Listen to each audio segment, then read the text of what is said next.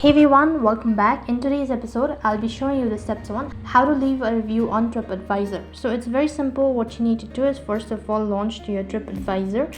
Make sure that the device is already connected to an internet service.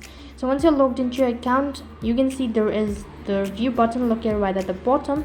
Over here to write a review or to leave a review, you need to click on write a review.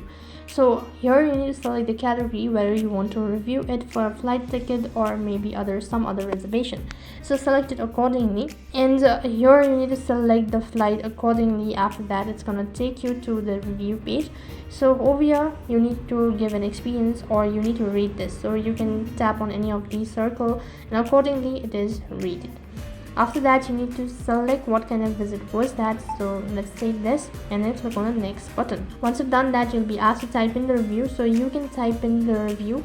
So you've rated your experience 5 out of 5. So you need to tell them more about it or maybe in brief description. After that, click on the done button. Next page here, you need to type in the title of this review. So click on the next button. And as soon as you've done that, your review will be added.